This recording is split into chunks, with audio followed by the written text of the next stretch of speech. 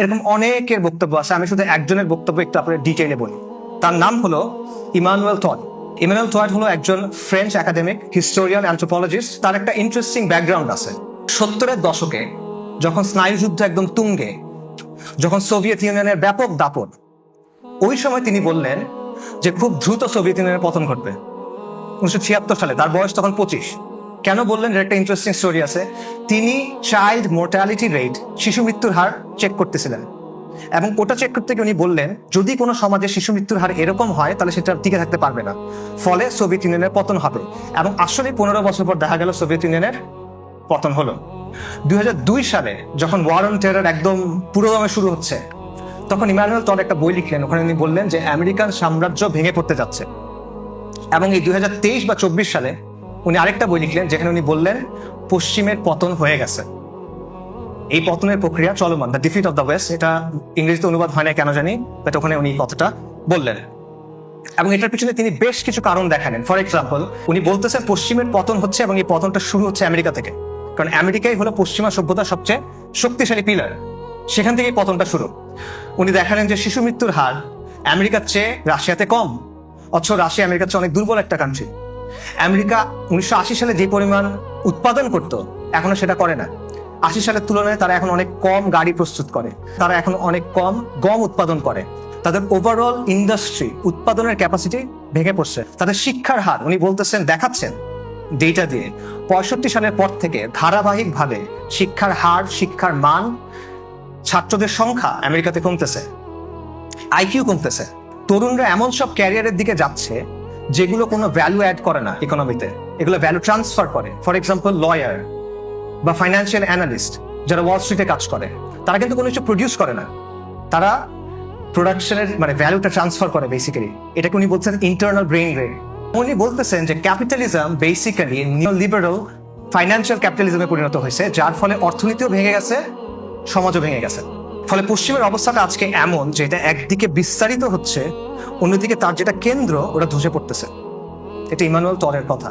এবং উনি বলতেছেন এটার পেছনে আরো কিছু কারণ আছে। আর বক্তব্য হলো পশ্চিমা সভ্যতার যে উত্থান, এটার পেছনে ধর্মের একটা ভূমিকা আছে, বিশেষ করে ক্রিশ্চিয়ানিটির প্রটেস্ট্যান্ট ধারার। প্রটেস্ট্যান্ট ধারা শিক্ষাকে খুব গুরুত্ব দেয়। প্রটেস্ট্যান্ট ধারার শিক্ষা হলো প্রত্যেক খ্রিস্টান তার দায়িত্ব হলো বাইবেলটা সে নিজে নিজে পড়বে এবং পড়ে নিজে নিজে শিক্ষা আহরণ করবে। অবশ্যই আপনার শিক্ষাকে গুরুত্ব দিতে হবে। এবং এই শিক্ষার গুরুত্বের কারণে যেসব দেশে শিল্প বিপ্লব হয়েছে আপনি দেখবেন সেখানে প্রটেস্ট্যান্টিজম খুব প্রভাবশালী। যেমন Britain Protestant, America Protestant, Germany 2/3 Protestant. Basically বলতেছেন পশ্চিমে যে উত্থান, এটার পিছনে প্রটেস্ট্যান্ট ক্রিশ্চিয়ানিটির একটা প্রভাব আছে। এটা নতুন কোনো বক্তব্য না, বাইতে হবে। আপনারা ম্যাক্স ওয়েবারের নাম অনেকে শুনতে পারেন, সমাজবিজ্ঞানের জনক বলা হয়। ম্যাক্স ওয়েবারের একটা বই আছে, the Protestant ethic and the rise of capitalism. ওখানে উনি বেসিক্যালি একই কথা বলতেছেন যে পুঁজিবাদের যে উত্থান, এটার পিছনে প্রটেস্ট্যান্ট ক্রিশ্চিয়ানিটির একটা ভূমিকা আছে। ইমানুয়েল টড একই কথা বলতেছেন, বাট তিনি বলতেছেন ধর্মের যে প্রভাবটা আগে ছিল পশ্চিমে, ওটা তো এখন আর নাই। ধর্মের প্রভাব শূন্য এখন, এটা ধাপে ধাপে হয়েছে। একসময় পশ্চিমা বিশ্বের সাধারণ মানুষ ধর্মে বিশ্বাস করত এবং ধর্মের মূল্যবোধ গুলা সমাজে বাস্তবায়িত হতো। এরপর একটা স্টেজ আসলো যখন মানুষ আর ধর্মে বিশ্বাস করে না, বাট ধর্মের মূল্যবোধ গুলো সমাজে বিরাজমান। আর বর্তমানে এমন একটা অবস্থায় ওয়েস্ট পৌঁছেছে যেখানে মানুষও বিশ্বাস করে না, ধর্মের মূল্যবোধ সমাজের মধ্যে নাই, শিক্ষার ওই গুরুত্বও নাই এবং ওই কাঠামো নাই। সেই জায়গায় এখন কি আসছে? ইমানুয়েল টড বলতেছেন এখানে আসছে নায়ালিজম, নৈতিক শূন্যতা, বাস্তবতাকে অস্বীকার করার একটা প্রবণতা, বাস্তবতাকে ধ্বংস করার একটা প্রবণতা। এই যে ট্রান্সজেন্ডারিজমের মতো উন্মাদনাগুলা, এটা হলো বাস্তবতাকে অস্বীকার করা এবং নিজের একটা বাস্তবতা তৈরি করার প্রবণতা। এবং এইগুলোর ফলাফলটা কি? এটার ফলাফল হলো পশ্চিমের সামাজিক ব্যবস্থা এবং রাজনৈতিক ব্যবস্থা দুর্বল হয়ে যাচ্ছে। গণতন্ত্র পশ্চিমে দুর্বল হয়ে গেছে, গণতন্ত্র পশ্চিম থেকে আস্তে আস্তে মুছে যাচ্ছে।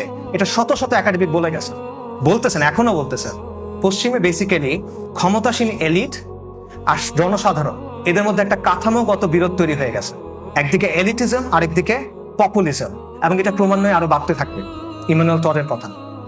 এবং এই যে ডোনাল্ড ট্রাম্প বা ট্রাম্পের মতো যে মানুষগুলো, এই ফেনোমেননটা, এটা হলো এই দ্বন্দ্বের রেজাল্ট। এখানে সামারিটা হলো যে পশ্চিমা বিশ্ব এখন অবক্ষয়কাল এবং পতনের কারণে মাঝামাঝি আছে।